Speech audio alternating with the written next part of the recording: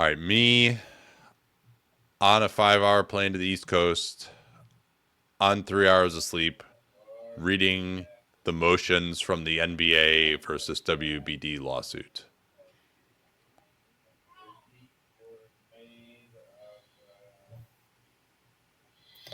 Oh, that was Me, realistic. I almost drooled right there. um, Victor Wembanyama scoring 50 points on Wednesday.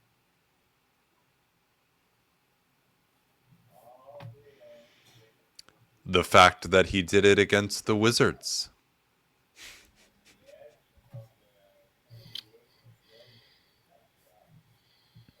All right, let's do a podcast here. Greetings from the beautiful Washington Dulles Airport Marriott. Woo! It is time to get to work here. We got a fun pod. We got to catch up, of course, on news. And then I wanted to go through and look at a little history here because I was inspired to do this by the Cavs starting 13-0 and whether they would actually be a championship contender. And certainly they were not particularly high in the preseason odds for NBA champion. But I wanted to go back and look and see, like, how common is it that you have a team kind of come out of nowhere? Because, of course, the reputation for the NBA is, oh, there's only a few contenders every year. You know who's going to win it every year. That has long been a criticism. So I think that's changing, of course, because we haven't had a repeat champion in some time. But during the heyday of the Bulls and the Lakers and stuff, people talked about that all the time. So I want to go back and kind of look at some of these surprise champions over the years. At least in very brief form. But let's start with the fact, Danny, that Victor Wembanyama put up his first 50-point game against the Washington Wizards last night. I did not watch it live, but I went back and watched all of Wembanyama's minutes, and it was an impressive performance overall. I think that the place to kind of start discussing it is that Wembanyama scored 50, built overwhelmingly on the jump shot. Not only was Wembanyama 8 of 16 from 3, but overall he took 29 shots from the field. 21 of those were jumpers, were shots outside the paint. He also, added to that with 9 free throw attempts. He made 6 of those 9. But when the jump shot is falling for him, and for those interested on the full season now, including this game, of course, in the sample, Wembanyama is taking 9.5 threes per 36, which is a preposterous number for a guy his size, and making 34% of them. That compares with about 32.5% on about 7 per 36 last year. Well, when you're 7'4", you can get them off pretty easily. And, 16 in 32 minutes against a Wizards team that is not a good group at the moment. I thought he really took advantage of Jonas Valanciunas guarding him, and most of these teams are going to try to put their center on. At this point, it should probably be Stephon Castle. Wizards did not try that at all. They don't also have. I think it's honestly not a huge coincidence, Danny, that Wembanyama has started playing better with Jeremy Sohan going out. Not that Sohan's a bad player. He's had his own mini breakout this year. But I think Wembanyama is playing a little bit more freely. But as you noted, it's still the jump shot, right? He had a couple of nice drives, but even when he was going at Valanciunas, he wasn't really blowing by him. He had one play where he blew by him for a dunk. But I do think Victor's going to get more athletic over the years. He's still pretty young. But one of the ways we talked about that he could maybe just be a dominant offensive player would be if his jump shot is just awesome. And, maybe he won't be a 7'4" KD because he doesn't have that level of quickness and ability to drive to the basket. But, maybe that is his destiny on the offensive end rather than being this dominating force around the basket. Although my hope would be certainly that he could do both. I'd love for him to be more of an opportunistic post-up player rather than an every down one. I think that there is a pathway there for Wembanyama, but I thought that in the base alignments, playing Alex Sarr, French-born center, on Wembanyama was fine. I thought that Sarr did a good job. Now, if you want to say it hurts your help defense, that is a very fair criticism. And so, but when it became egregious when Valanciunas was on the floor And Brian Keefe kept Valanciunas on Wembanyama because Valanciunas on Wemby is kind of the worst of both worlds because it draws your rim protector, even though Valanciunas is bad at that. It draws him away, but if he has these, drop back instincts. That's what Valanciunas has done a lot of his career. He doesn't like come out to the level of the ball, and so Wembanyama's just getting batting practice threes in those minutes. And I think that, sort of paralleling going back years ago to Dirk Nowitzki, and Wembanyama is much bigger than Dirk, but you put a stronger guy, you put a smaller guy on him. And I think that when it becomes more tactically necessary, meaning playoffs or big games, I think that we will see teams go to that more often, but in a one-off circumstance, it's not that big a deal. Yeah. Well, and also he could just get open on the pick and pop in 2 seconds anytime he wanted to with Valanciunas guarding him. Like, I mean, because part of why you go with the smaller guy is that then if he is hitting the jumper, you can switch that, which, yeah, I mean, you could switch it, or maybe that person has a snowball's chance of getting through a screen, like you could, or being like not being killed in the action. And there were some of those too, where it's just like Valanciunas, somebody's not engaged, or there's a blown switch. The Wizards are not the greatest defensive team, but I thought that so offensively there were a number of. We've talked about how it was mostly the jump shot, and I think that's important to acknowledge. There were a number of nice plays inside the arc. He had a really good finish in the first quarter over a strong contest by Sarr, like the type of play that even if Wembanyama's game is not built on this, that he's going to need to be able to make. And he also had a couple of, he had one play which like blew me away. It didn't work, but Wembanyama got a little bit stuck. He threw it off the backboard to himself, and it got he got fouled. And I'm like, oh crap! Like we've seen Aaron Gordon do it, but Victor Wembanyama, because of his standing reach, he could do some ludicrous off the backboard to himself stuff in time if he gets there.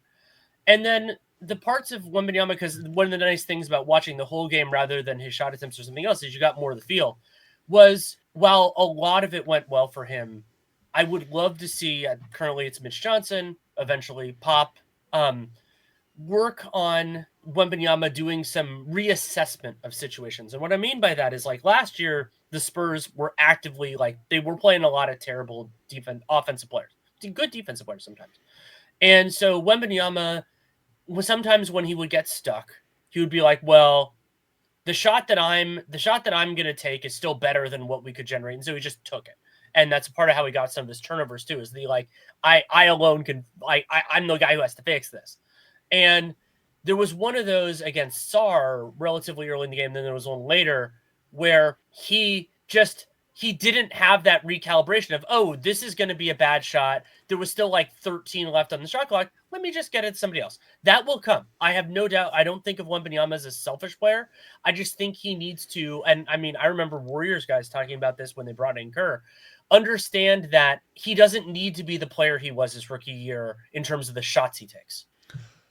One thing, too, in terms of his development is his assists per game are way down this year, particularly after the break last year. He's putting up some big passing games, and I think his passing is something that needs to be explored more. He was working as the ball handler in pick and rolls with small guard screening for him. Like, he had a nice chemistry with Trey Jones. He would actually, release Trey Jones slipping out of screens, going to the basket for layups and stuff. Jones hopefully will come back relatively soon. I think the Spurs have missed him a lot, and he can help stabilize some of their backup units. But of course, they're putting the ball in Chris Paul's hands, and hopefully Paul can continue to get him shots in rhythm. But yeah, I'm still of sort of, mixed minds about the fact that he's been shooting so much better from three, because if he does do it, it's just going to be completely ridiculous. But it also still, he doesn't have, he's got a pretty good shooting track record, but at least from the foul line, and you think you could eventually get there. But this is also not a guy who's ever really made threes on a consistent level for much longer than a couple of weeks at a time. So he's very young. This could be a huge part of his game. It would be very powerful, but I also have this nagging feeling in the back of my head that he should be doing more around the basket, and that's where he could truly be dominant. It would be fascinating if Wembanyama's game moves towards Chet Holmgren's offensive game rather than being a little bit different. And there are lots of time. I mean, super young still for him to potentially be the best of both worlds or do a little bit more interior. I mean, but by the way, in case we haven't said it, it's good that this second year player scored 50 points. Yeah, that's fantastic. good. Fantastic. And also that he is going to have an argument for being the best defensive player in the league this year. So I had some notes on the kind of the rest of the game, and this parallels what I talked about in that Spurs Jazz breakdown I did in the 15-60, which was Wembanyama was an absolute wrecking ball on defense in terms of not only the shots that the Wizards took, but the shots they didn't take. When Wembanyama was in the game, most of the time the Wizards were not really getting much, not really taking much around the basket. Though important to note that overall in the game, Jordan Poole had 42, including 8 of 12 in the restricted area. I believe most of that was in the non-Wembanyama minutes because I watched all of Wembanyama's and I didn't see much of it. So based on deduction, that's the way that things would go. And I mean, we're seeing that statistically. We'll talk about Wembanyama's win production numbers a lot more, and we've already talked about them a lot. But you see it in so many different facets of the game. And the Spurs, they not only do they play a fair amount of like good defenders, they don't play many terrible ones, and I think that helps things as well. But and it's so funny that on a couple plays it was Chris Paul. One thing that I think San Antonio needs to adjust to is, to me, they're over helping off the corners on drives that Wembanyama has contained. So Chris Paul at 1-1, he came off the corner and they gave up a wide open corner three.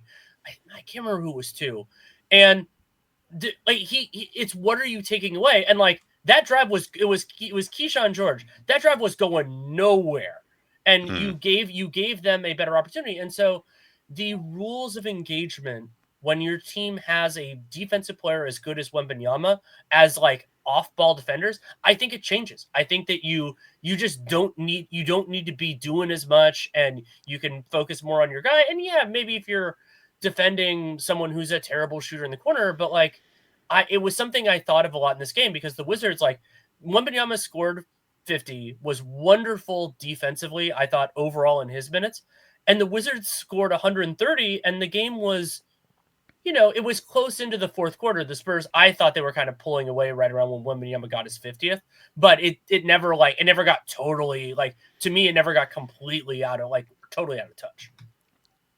Yeah, and those great teams with great rim protectors, one of the things that you see from them is that they're actually able to really limit opponent three-point shooting.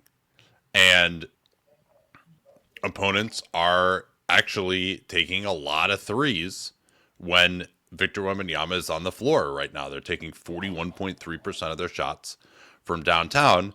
And when you have this great rim protector, you should be able to press up more and give up fewer threes, knowing that he's going to be at the basket to clean things up. And so that I think that's a really good point that you're making, that they can rely on him more than they have been. Now, again, as we talked about yesterday, their defense is still quite awesome when he's on the floor anyway, but maybe it could be even better. I mean, maybe that is in the future. It should be in the future.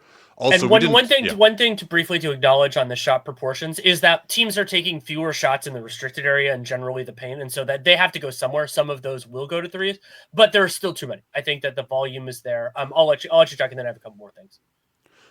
Well, yeah. If you're gonna finish up on Victor, I was gonna. Oh no, I was gonna do other takeaways from the. Oh yeah, so more on this game. Okay, so briefly, I thought that this was a nice performance overall from Alex Sarr.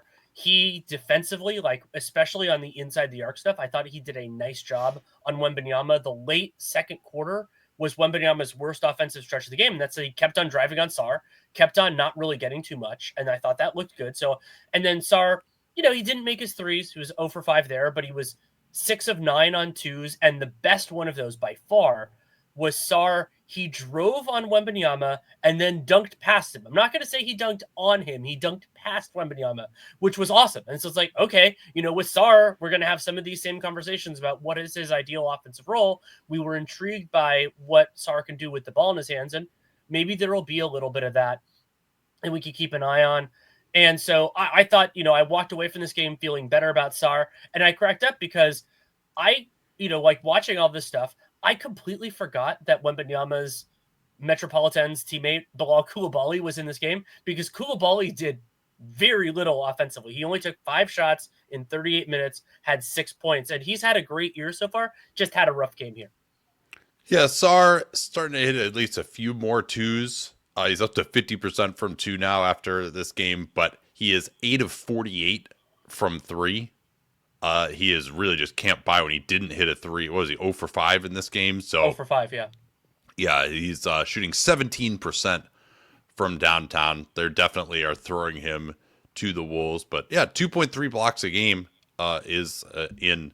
I mean, he's doing that. He's basically averaging a block every 10 minutes, just about. So that's a pretty good number for him. Now the opponent shooting at the rim when he's in is kind of gone down a little bit. They don't have a bunch of other great defenders around him either. But that'll be something to watch. He is contesting a ton of shots that we talked about earlier, and then just to get back to some of the reporting here on Greg Popovich, it's revealed now that he suffered a mild stroke on November 2nd. It seemed like this, with some of the reporting around it, that was something along the lines of what it was going to be. And he is expected to make a full recovery, but there's no timeline for his return. And I do just, obviously, this is his decision. I'm not close to this situation at all. But I recommend everyone read a really good article by Mike Scotto on Hoops Hype, where he basically took you through the timeline of what it's like to be an NBA coach. And Pop, he's been pretty open that he's not, grinding at 4 a.m. watching film on the plane anymore, which he shouldn't be either with his experience level or at his age. But just like the sleep and the stress of being an NBA head coach, if you're trying to recover from something like this, I think is very difficult. And so I certainly wish him the best, and I hope that he is able to return. But I also want to be realistic that, that's something that may be difficult.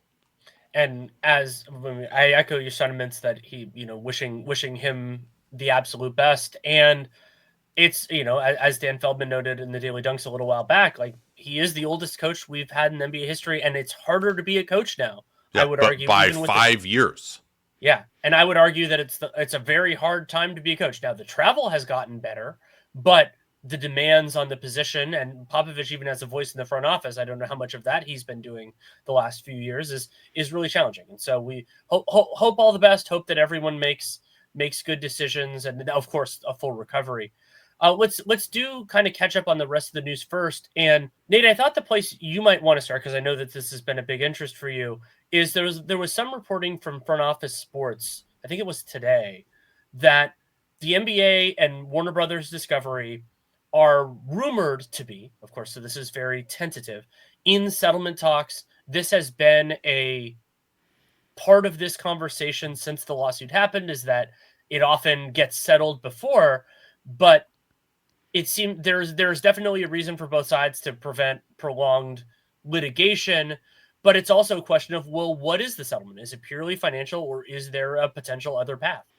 Well, the reason that these talks are probably happening right now is that the NBA filed a motion to dismiss on the pleadings. Now, those are hard to win because you can always say, well, this is a matter of fact. The court has to actually go through the discovery process of depositions and documents to determine what the undisputed facts are. And then you can do another motion for summary judgment, and then you can get past that by saying, no, there's still disputes of fact, and you have to go to trial. But the motion to dismiss, I think it's got a pretty decent chance of winning for the NBA. Basically, what they are saying is, look, this is what the contract says. What is alleged in the pleadings is that they tried to match it under New York law. The fact that they changed some of the things in there, like having a letter of credit or the method of distribution being not only streaming but also on cable, relative to the Amazon offer. They have a number of arguments about things that were changed. X number of paragraphs and X number of terms were changed. And the NBA's contention is that New York law, which this is under, is very strict on what you're allowed to change when you have these matching rights, that it's not only material stuff that's direct to the distribution, but then, things like payment, credit, etc., that those are deemed material as well. And so it seems to me, if that truly is the law, I haven't actually read all these cases, but I have read the pleadings on it, and it seems, at least based on those, I shouldn't say necessarily the pleadings, because pleadings is just the your complaint and your answer, but I have read the motion practice on it, and from what I would read of that, I think the NBA has a pretty good argument that the standard is very narrow, to that you're not allowed to change all this stuff that Warner Brothers changed, because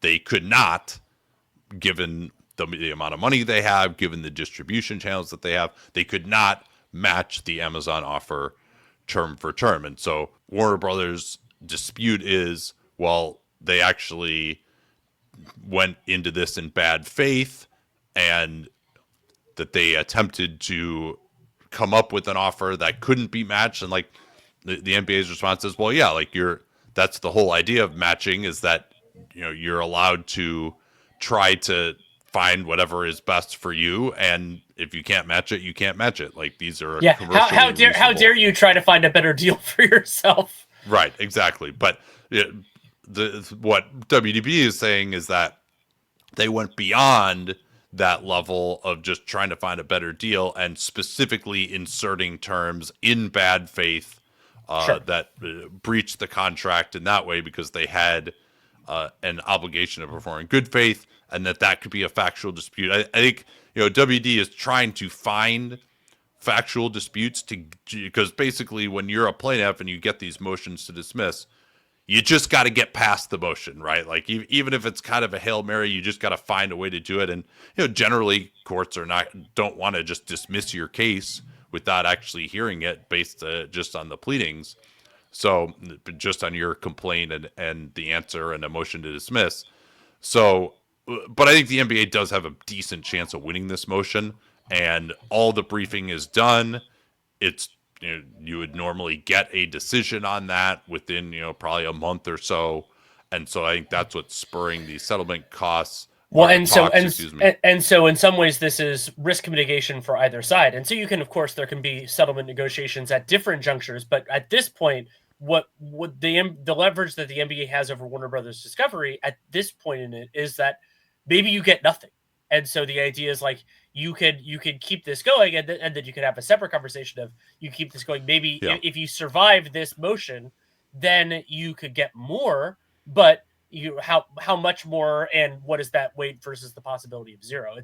It's a very fascinating time to negotiate this with the motion. And one of the big things that both sets of attorneys are having to discuss is, what is the likelihood of success of the motion? Because that massively affects what either side is willing to offer or accept.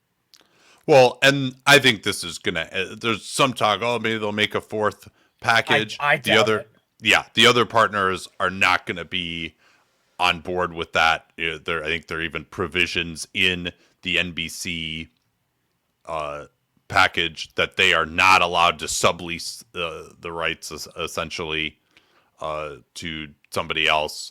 So I don't think the league wants that. But these matching rights are, in theory, worth something, and so they're trying to figure out what they are. I mean, I probably would have sued too, even because financially, if you're WBD, even if you only think you have a 5% chance of winning the lawsuit, you might as well file it, and see what you can get out of the NBA. So I think that's kind of where we're at right now. Also interesting is, you'll recall about a year ago that Amazon took an interest in Diamond Sports, which of course has been in bankruptcy proceedings and has all the Fox Sports, which then became Bally's, which now is FanDuel Sports Networks. And so Prime Video now is going to be a place where fans in teams' local markets can purchase their team's games. That is not really a huge thing at this point, that's available on Prime Video. That doesn't change the fan experience at all. They could just have gotten it from those FanDuel Sports entities in their own market. But what this does presage, I think, is that when Amazon becomes the provider for NBA League Pass, next season, assuming everything gets worked out with Warner Bros. Discovery by then, which I suspect that it will, then you would think that next year, if you have Amazon Prime and you get League Pass, if you live in a market where the local games are owned by Diamond Sports, that you could also get League Pass together with your local team. Like, that has been the biggest impediment to everything. Now, that's only about half the teams, right? And it's very few of the prime local market teams, like the Knicks, the Warriors, the Lakers. They still have lowercase p prime rather than uppercase p prime. yes, thank you. Yeah, that's an important distinction because for here on Dunc'd On Prime. But that is the hope, is that eventually you're getting closer to, you buy in like it is overseas. You buy NBA League Pass, and you get every local game for your team. Now, you still wouldn't be able to get probably national games if you do that, right? But at least you get all of the local games in your own market, and then you can also watch other games as well in the same package, and that would be pretty good. All right, what we got here for injuries? New Orleans, we got a more clear timeline from Shams on Zion. Pelicans are bracing for Zion to be out 4 to 6 weeks. That seems about right for a strained left hamstring. Dr. Nate, I probably could have told you that one a couple of weeks ago. And similarly, Jose Alvarado now also has a hamstring injury. He's expected to miss 6 weeks. So this is an absolute mash unit for the New Orleans Pelicans. And like they lost to the Nets. I watched the end of that game a couple of days ago. Yeah, I mean, they don't have any guards available right now. Yeah, against the Thunder, they got crushed. And that's insane. Like, they had some of the best guard depth in the league with CJ and DeJounte Murray and Alvarado are all like good players, and all of them are injured. It's like the Thunder centers right now. Right, and so the starting lineup for the Pels against OKC: Brandon Boston, Trey Murphy, Javonte Green, Brandon Ingram, and Yves Missi. There isn't a guard-sized player in that. I think Willie Green's doing a reasonable job with that, considering who is available. I mean, what are you going to do? That group has no point guards, shooting guards, or power forwards. I mean, I'd argue maybe Javonte is a power forward at this point. Okay, all right. Yeah, but he's wing size. He's only a power forward because he can't shoot. But in terms of like actual like power forward size, they have nobody. It's wild. And so, the Pels are 3-9 at this point. It seems like it's going to get late early in the wonderful city of New Orleans. And you know where else it gets late early is on this fucking East Coast time zone. This is terrible. It's like 3:00 already. What is? I just woke up. How do you people deal with this? You're saying this like I'm not going to spend 2 weeks out there in a couple of weeks. We're going to be broadcasting it. We're going to be doing our recordings at like 2 or 3 in the morning. It'll be fun. But anyway, Philly. We wondered. Joel Embiid said outright that he wanted to play in the back-to-back, but said that it would be management's decision. And, he knew he wasn't playing. I'm pretty sure. Come on, and so, that's just like trying to control the narrative. He knew there was a 0% chance that he would be playing in that game, and you know what? He didn't want to play either. Probably not. And Paul George didn't play either. That was described as injury management. And then, unfortunately for Philly, Andre Drummond also was unavailable to play against one of his former teams. And so that meant that Gerson Yabusele was starting at center. And they kept it somewhat close. I admit I didn't watch this game. They kept it somewhat close against the Cavs.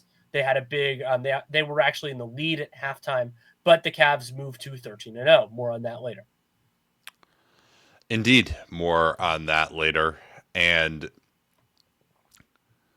for Orlando, Wendell Carter Jr. still out 5th straight.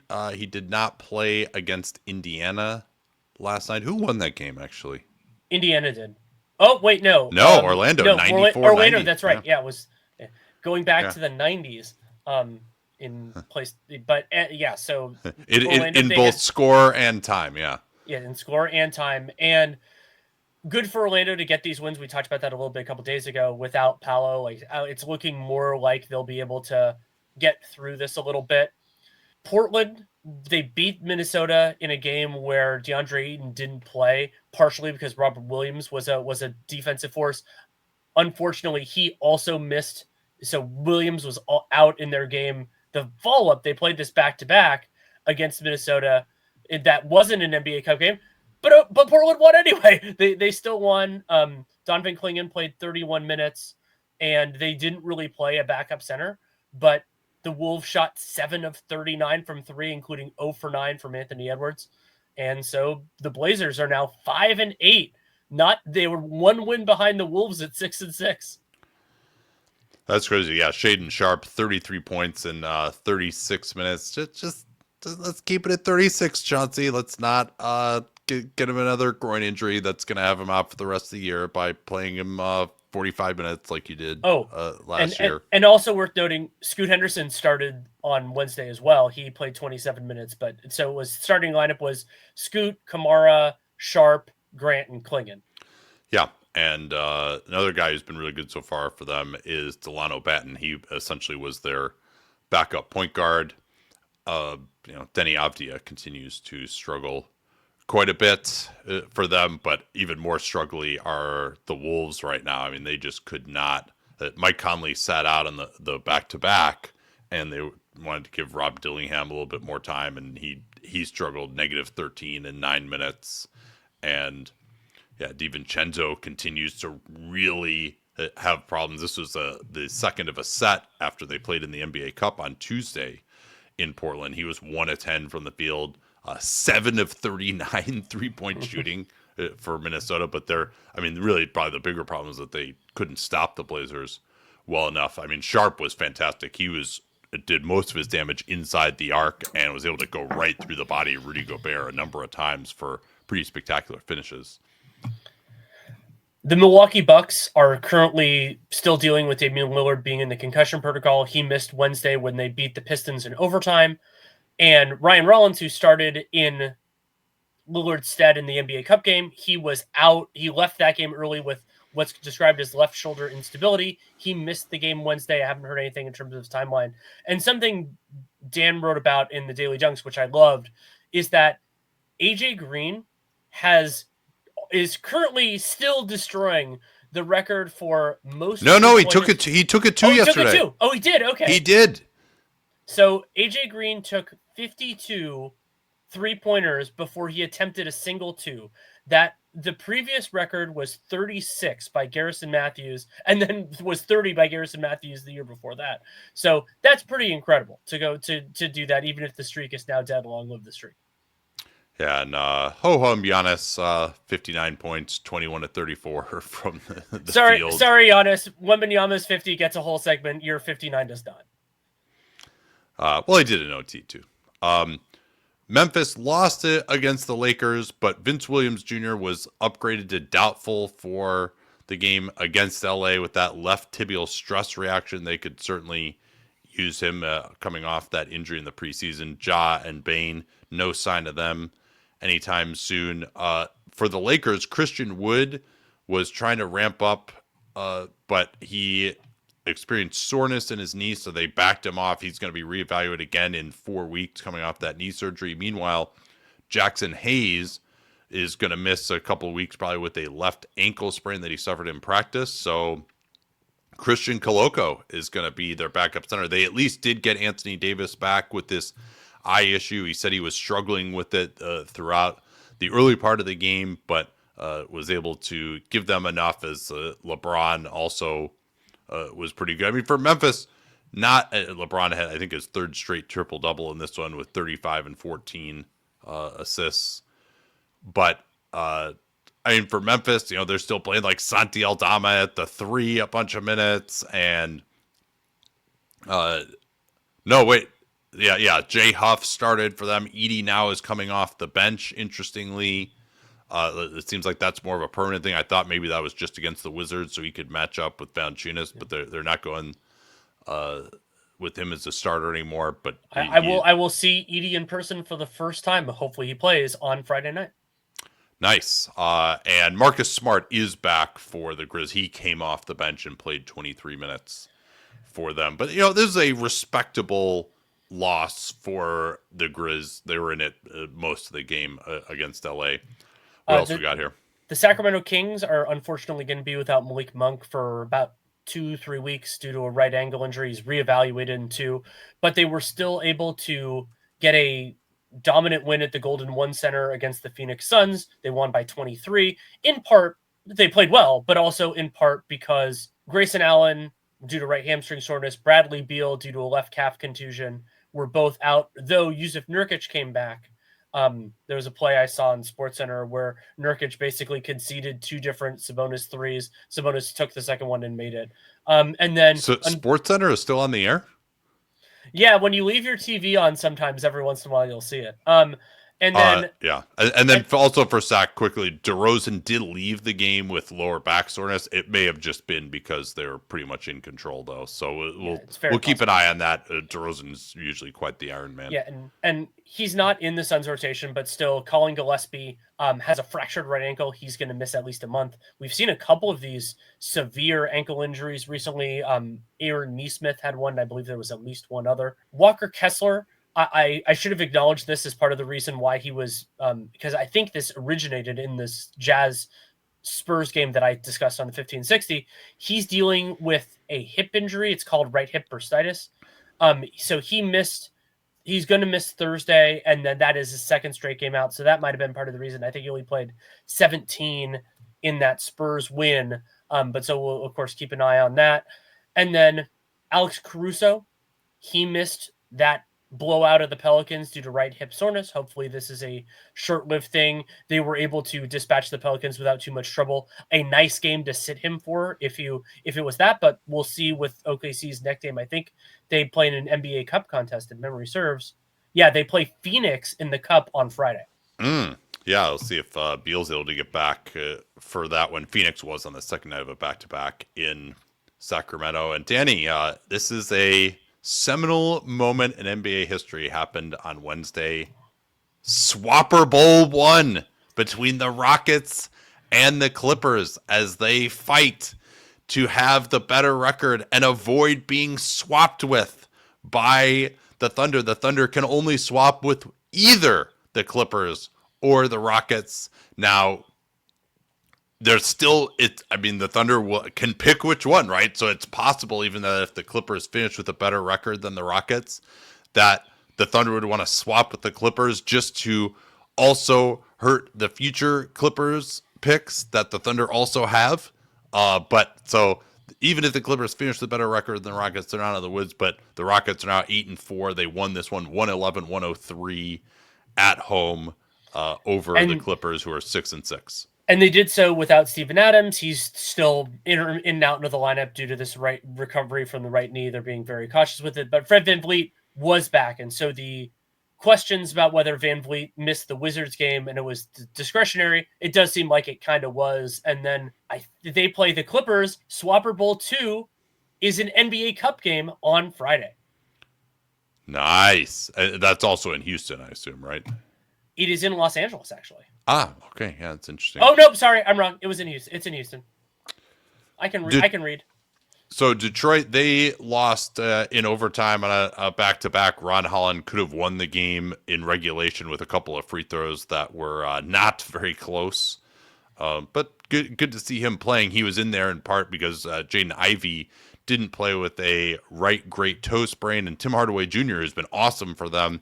Had that scary fall. Results were negative on a CAT scan that he underwent, so hopefully this isn't going to be something that's too debilitating for him, but he's out for the time being.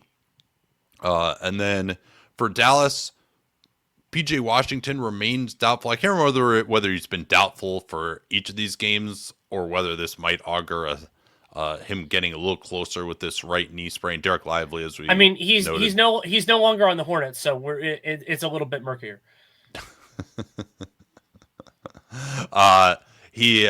So Washington probably not going to be back against the Jazz. They wouldn't push him back against the Jazz anyway. Interesting that Maxi Kleber had this right hamstring strain. He was off the injury report, then he's back on it. for Tuesday's game, but he's been out for 8 straight games and doesn't seem like he's going to be available immediately here. So they're missing kind of both their traditional power forwards.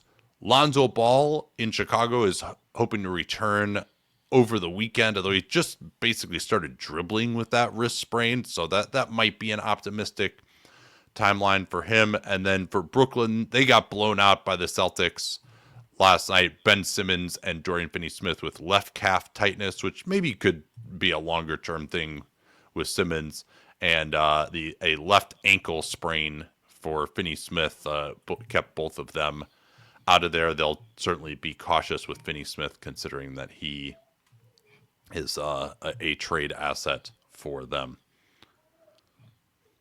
So yeah, let's take a look, Danny, at some of these preseason odds historically. And I think the way we should do it is to go back in time. We'll start with last season. I mean, there are a surprising number of teams that over the years that were much greater than 10-1 underdogs at the start of the season to win. So, let's. Last year is actually kind of one of the higher ones, with Boston being plus 400. They ended up winning it. Yeah, they were tied. The preseason favorite.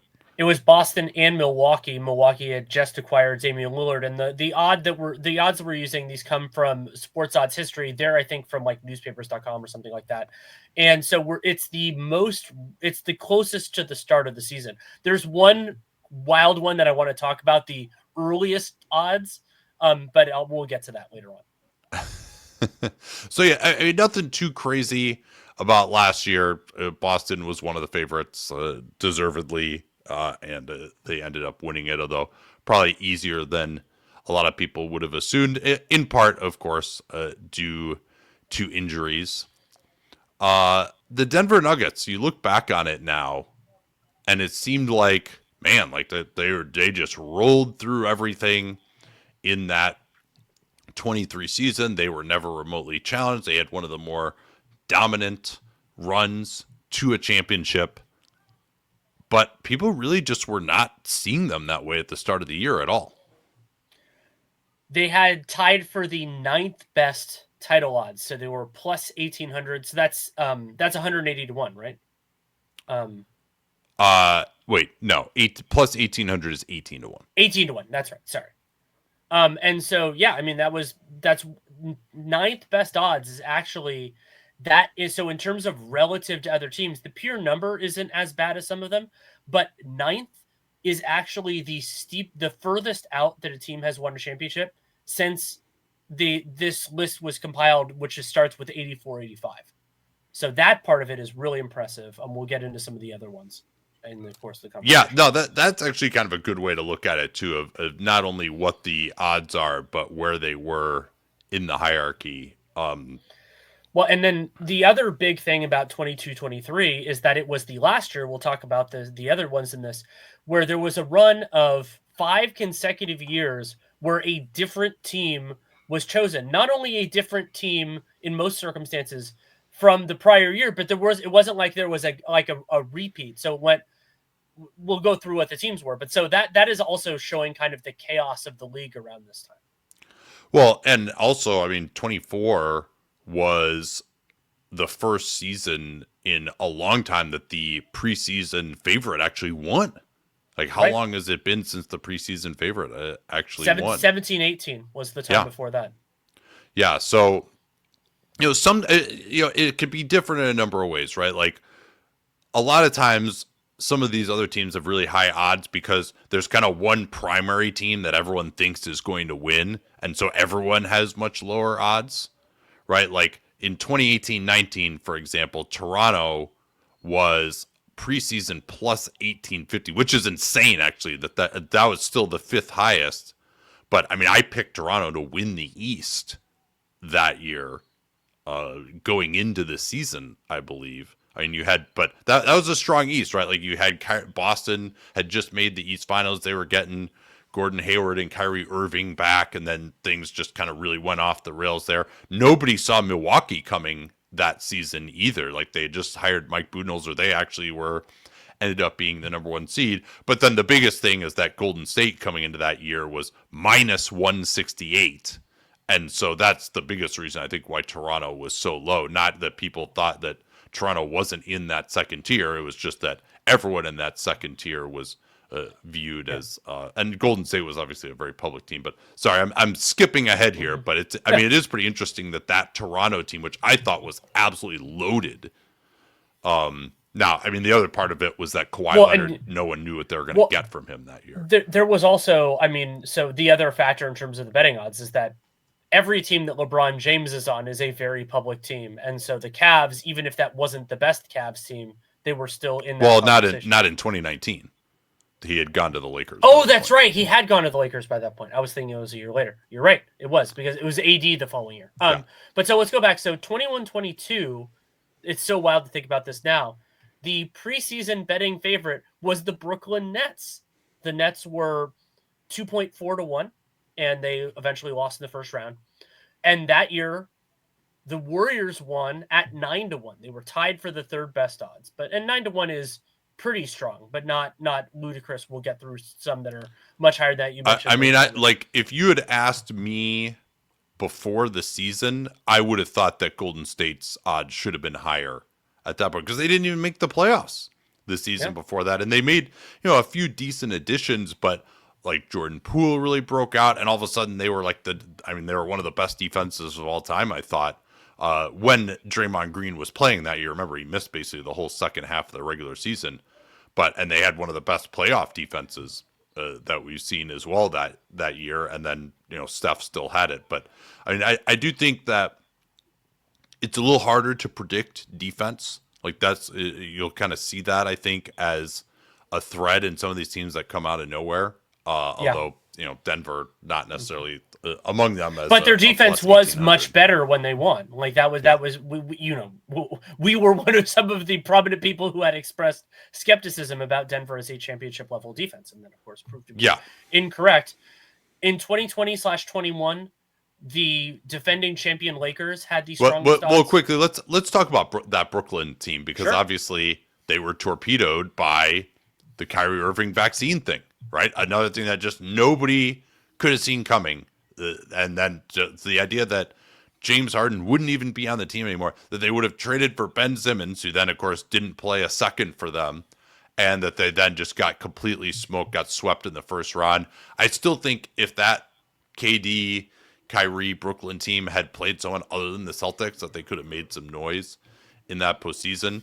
But yeah, I mean, they had to come out of the play-in, obviously. And with that, And by the way, that Brooklyn 2.4 to 1 plus 240, that is the strongest preseason odds that any team has had since the KD Warriors. No team has that 240. That's how confident the odds makers were, or the bet, however you want to classify this. That is better. Like, that is the lowest odds that we've seen in 6 years.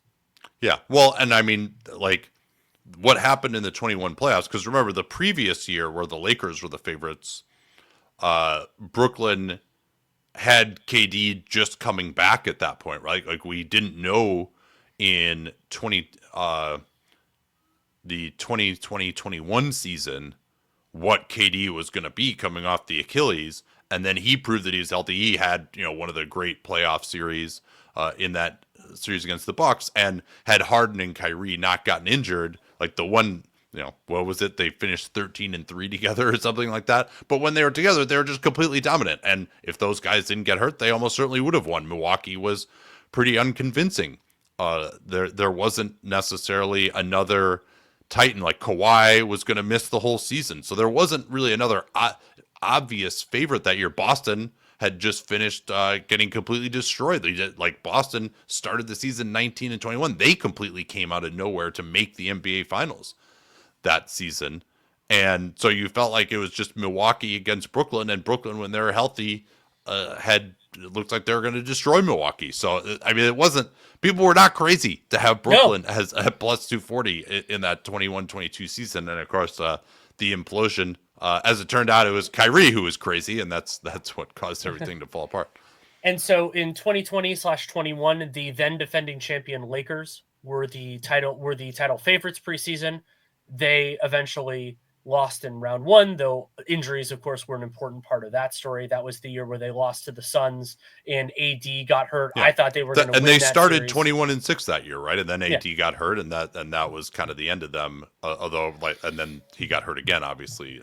And that year the Bucks had the second best odds, 5.5-1, and they in fact won the championship. And in 1920, although worth noting again, like that was the most injured postseason that we basically have ever seen. That 21, and it was interesting to me that the Clippers were not higher in that 21 season, but they were the favorites in 20. They were, and so the longest odds of a favorite. Oh no, Boston actually was in 22-23 in recent vintage. Clippers, and they that then of course, I mean, the pandemic. This is the pandemic season. They lost to the Denver Nuggets, and then the Lakers beat the Nuggets. The Lakers had the second best odds. It was plus 450 for them, plus 425 for the Clippers. Yeah, so, but I would say nobody thought the Lakers would be as good as the Clippers that year. That was more of a Lakers are a public team line, I would guess. And that year was an extremely difficult one to prognosticate because the only team that had been a big threat the year before that was still together was the Bucks. And as it turned out, they had this unbelievable regular season. But Toronto wins the championship. Kawhi leaves. He goes to LA. The Lakers get Anthony Davis, and they were actually pretty close to getting Kawhi supposedly as well. I mean, that's another just crazy what if. What if he would have gone to the Lakers? But yeah, I mean, the Clippers, looked like they had a super team, but George was coming off surgery. You just hadn't seen them together yet. I'm guessing they were my pick that year.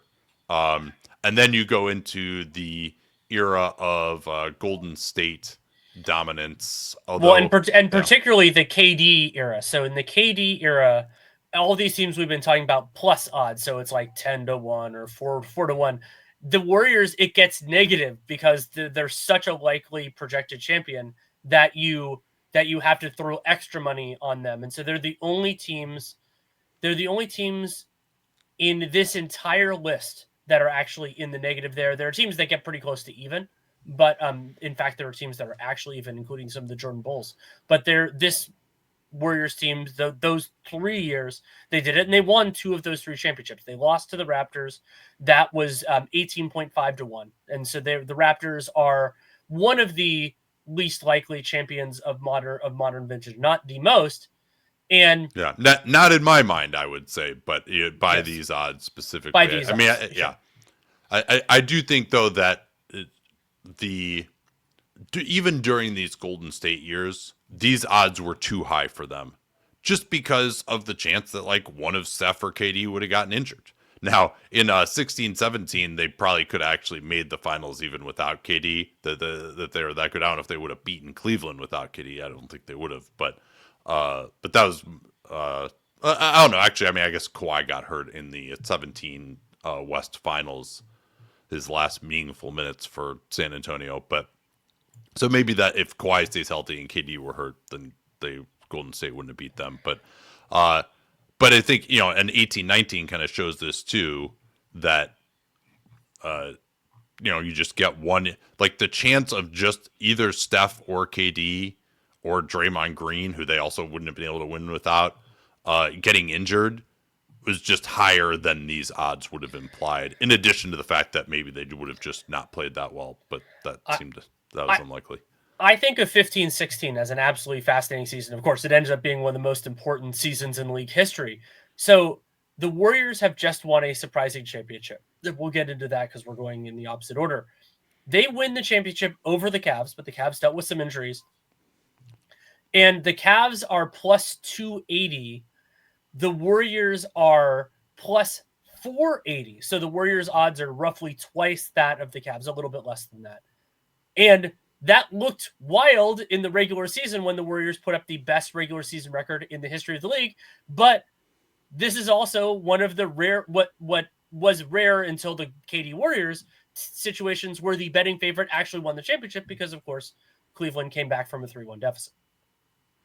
Yeah, man, who would I have picked? I'm pretty sure I picked the Warriors. They had just won 67 games. There was a feeling that, oh, Cleveland only lost to them because Kevin Love and Kyrie were hurt. But yeah, I'm pretty sure I would have picked the Warriors. But this was the start of let's see, how many seasons is this? The start of a 6-season run, or the end, I guess, temporarily. The end of a 6-season run in which LeBron James' team was favored to win the championship at the start of the year every season. And in that time, we'll get into how this happened. They only won 3, but they were the favorite in all 6 of those. And 2014-15, the Cavs, the LeBron-led Cavs, are plus 275. That was the strongest in the league. They, of course, lost to the Warriors. And by the numbers, that Warriors team is the least likely champion in terms of betting odds. They were 28-1. They had the 8th best odds. So they're a little bit behind Denver on that from 8th to 9th, but 28-1 versus 18-1. Yeah, I would say, to me, that Golden State championship was much more unlikely than Denver's for a number of reasons. I mean, Denver, they had a lot of uncertainty, but they also had a really good offense, and they had Jamal Murray coming back, and you just didn't know what you were going to get from him necessarily. And they had the MVP. I didn't have him as the best player in basketball at that point. I was eventually ended up being wrong about that, but for Golden State, I mean, Steph was viewed as sort of like, I think I had him, like, when I did my rankings, I had him 5th in 13-14. That was the first year I did top 10 players in the NBA. And he probably even maybe should have been a spot or two higher that season, but I don't think people saw him as an MVP level player. Also, their defense just being the number 1 defense. But they were 3rd the previous year. It was really the offense that got a lot better for that group. But I mean, there are just so many other like the Thunder, and who knows, maybe the Thunder would have beaten Golden State that year if they'd been healthy, but Russ and KD basically, didn't play very much that year, so the Thunder didn't even make the playoffs. And you had all these other threats like the Clippers. The Spurs had just won the title in one of the most dominating finals over LeBron. So there were just so many other teams ahead of Golden State. Like, Golden State just wasn't even viewed as remotely in that class. Whereas I think Denver, you kind of felt before the start of that 23 season that the West could be pretty open and that they could be part of things. So that was, I think that I would have thought Denver had a much better chance in 23 at the start of the season than I thought Golden State had in 15. When we go back to 13-14, that is the last LeBron Miami year. The then defending champion Miami Heat were the favorites, plus 200. They fell to the Spurs, who were 12-1 odds. That was tied for 4th. That's partially about the strength of the Heat. But San Antonio, who, of course, had just lost to the Heat in the finals and another one of the most memorable finals ever. We actually did a breakdown of the Ray Allen game years and years ago. Was that on Patreon? No, that was for that short-lived, God, what was it called? I can't even remember. Oh, the Stitcher Premium. That's right. That was a good. The money was good on that. While it lasted, that was great. And then the 2 preceding years, Miami was the betting favorites and won the championship. They were plus 225 in both 2012-13 and 11-12, and then 10-11.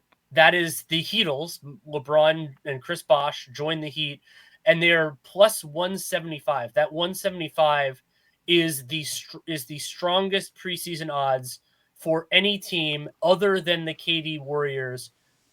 So from let's see. So from the 03-04 Lakers on, that plus 175 is the strongest for any non-KD Warriors team. And of course, that Heat team didn't win the championship.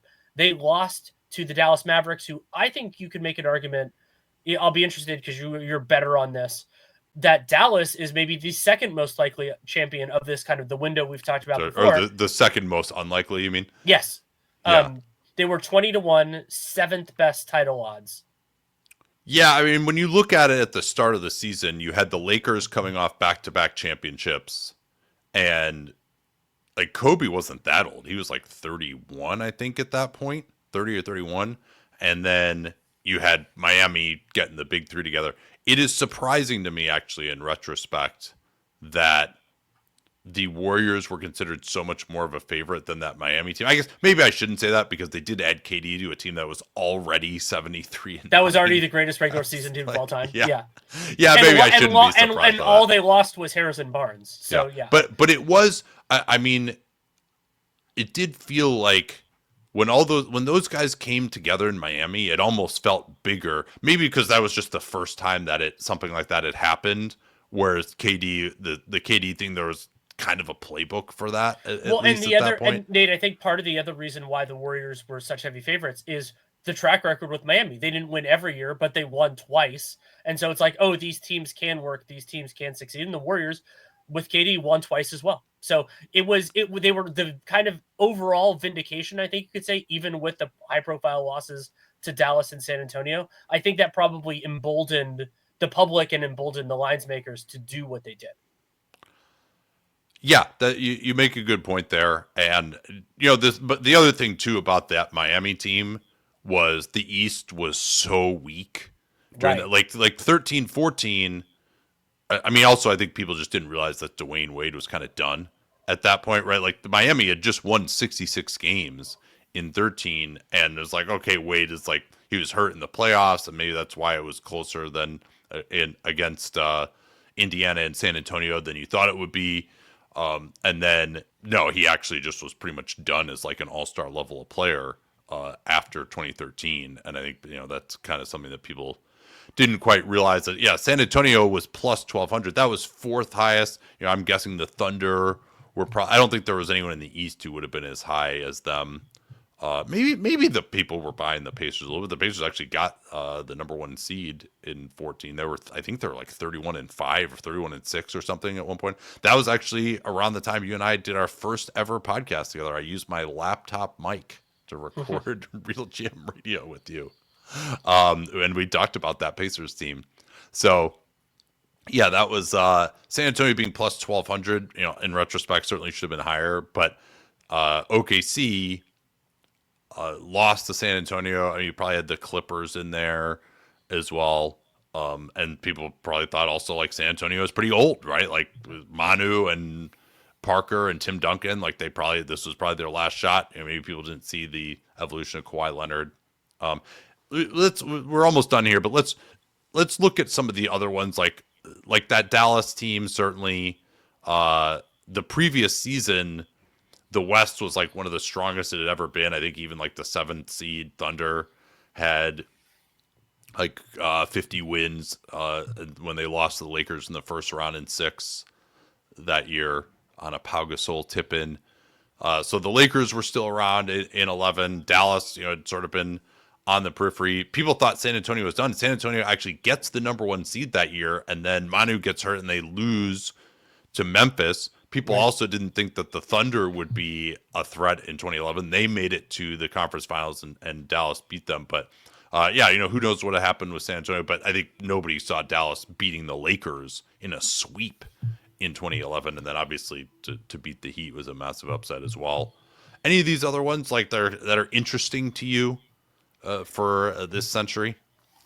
I mean, it's one that I remember was actually the first finals I watched with any intention was the Pistons beating the Lakers in 2004. That was my first year living in Los Angeles, and that was the Lakers had just they had won a couple, and then that was the Malone Payton year, right? And so that was plus 140 is. As low, so that's remarkable, Danny, that the Lakers, again, a public team, true, but the Lakers were plus 140, and that is lower odds than the Heatles team with LeBron and Wade and Bosh. Yeah. Which again, I mean, I think people forget now. Just like they put 3 top 10 players in the league all on the same team, and I think also people were just overrating what Peyton and Malone were at that point, particularly probably Peyton, frankly. Malone was like 42, but yeah, I mean, and that Pistons team, they lost to the Nets. I mean, the East also was just terrible for so long before that, and the Nets weren't really competitive in back-to-back finals appearances. But Detroit, what people didn't see coming there was that they were going to make that trade for Rasheed Wallace, and that really kind of changed everything. And you talked about how weak the East is. This is one other statement on that. From the end of the Jordan Bulls until LeBron joined the Heat, there was exactly one Eastern Conference team that was a preseason favorite, and it was the Celtics, tied with the Lakers in 2008, 2009 after they won the championship. That's the only time in I think it was 13 or 14 years that an East team was the title favorite. Yeah, another interesting one, the fact that Boston in 2008 was plus 1,000. 10-1. That's really surprising to me. But I think people thought that was going to maybe be a 50-win team with KG and Pierce and Ray Allen. And remember, realize... that was another assemblage of talent that first year, which there was skepticism about that until it really ended up working a couple times. Well, and I think people just... And then there was also guys like Rondo, Kendrick Perkins, James Posey. The people didn't really believe in those guys, and they were able to step up and be good. But I think the biggest reason that people underrated that Boston team was just their defense was unbelievable. And I think people just didn't understand after KG had kind of been languishing in Minnesota just how good KG was. Yeah. As a defender, because he never had any other good defensive players around him in Minnesota. And so that Boston defense was one of the best defenses of all time, and people just completely didn't see that coming. That's why everyone missed on that Boston team. Yeah, the only people who did better than bettors on Boston that year was Doc Rivers, because he's parlayed that for a really long time since then. Then another plus, so it was 11-1, another over plus 1,000 winner, San Antonio in 2003.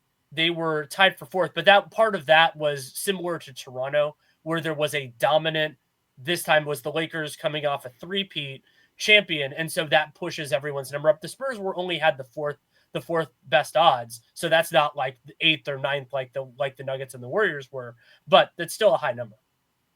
Yeah, and they smoked the Lakers in the second round in 2003, and who knows what might have happened had Dirk Nowitzki not gotten hurt in the conference finals in 2003. But San Antonio had, in the end, one of the, I won't say easier championship runs, but they weren't ever really that challenged.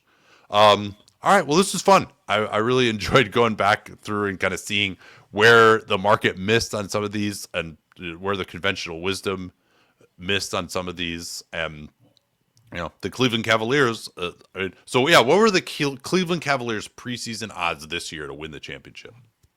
They were, let's see. Boston was plus 310 as the favorite. Sorry, I don't have this in front of me for you YouTubers. This is not going to be the most exciting thing. The Cavs, when the season started, they were 3,500, so 35-1. So if they win it this year, they will be by far the since the Warriors actually. Yeah, and the one I was going to mention, I alluded to this earlier, and I'm happy I looked at my own notes and saw this. So the other crazy strong odds, so we did this with the last odds before, was that Sports Odds History did they have in more recent years, they have earlier in the offseason, was that the Cavs in 2014-15 went from plus 3,300 before they got LeBron, so that was in June, to plus 275, which is a pretty incredible swing. You know what? That's fascinating though, Danny, because that shows you how unlikely it was deemed at that time that he would leave Miami and go back to Cleveland. Miami was the betting favorite in June of that year. Yeah, people just assumed he was going to come back. That's that's pretty, like, I had forgotten just how unlikely it was that maybe it was more likely than anyone knew at the time, but how unlikely it was perceived to be that he would leave Miami and return to Cleveland. Yeah. All right, then. Well, that will close out the week. Thanks so much for joining us here on Dunc'd On and Dunc'd On Prime. And please consider subscribing if you're listening on the public show or on YouTube. Give us a like and a subscribe as well. We're trying to build up our audience there. And, of course, you can see the inside of various hotel rooms and relatives' houses over the next couple of weeks if you subscribe on YouTube. We'll talk to you all next time.